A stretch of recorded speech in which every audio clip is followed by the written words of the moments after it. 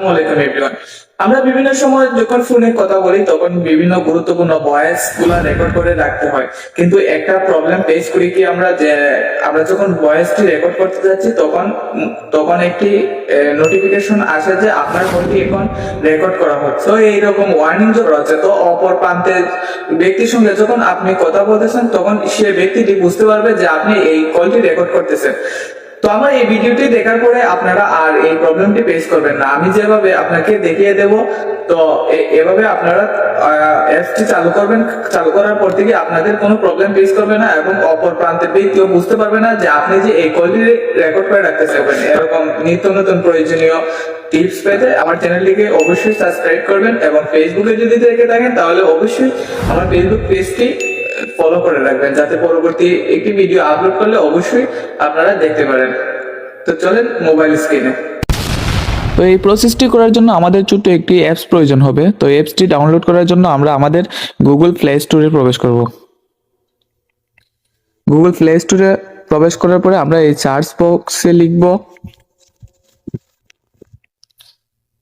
টি T S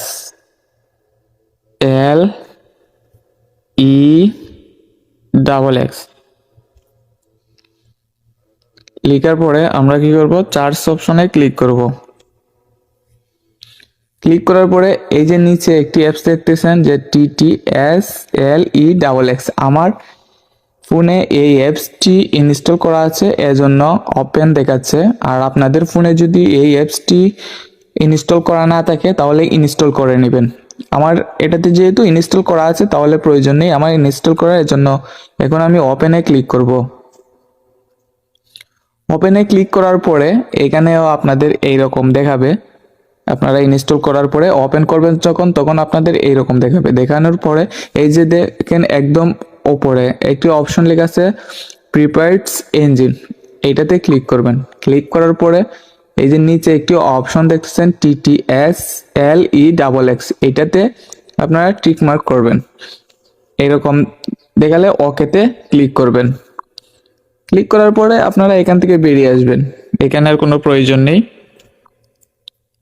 তো আপনারা চলে আসবেন আপনাদের এই যে দেখতেছেন যে ফোন, এই যে ডায়াল অপশন, এটাতে এমনি এইভাবে চাপ দিয়ে ধরবেন। ধরার পরে এই যে কর্নারে দেখতেছেন আই অপশন, এইটাতে ক্লিক করবেন। ক্লিক করার পরে নিচে দেখতেছেন স্টোরেজ অ্যান্ড ক্যাচ, এইটাতে ক্লিক করবেন। ক্লিক করার পরে ক্লিয়ার স্টোরেজে ক্লিক করবেন। ক্লিয়ার স্টোরেজে ক্লিক করার পরে এইরকম আপনাদের দেখাবে যে ডিলিট অ্যাপস ডাটা, তো আপনারা এখান থেকে ডিলিট করে দিবেন। দেন আপনাদের এখন থেকে যদি আপনারা ভয়েস কল রেকর্ড করেন তাহলে অন্যের ফোনে কখনোই অ্যালার্ট দিবে না যে আপনার কলটি এখন রেকর্ড করা হচ্ছে, এই ধরনের কোনো অ্যালার্ট দিবে না অন্যের ফোনে। তো আশা করি ভিডিওটি দেখে বুঝতে পারছেন।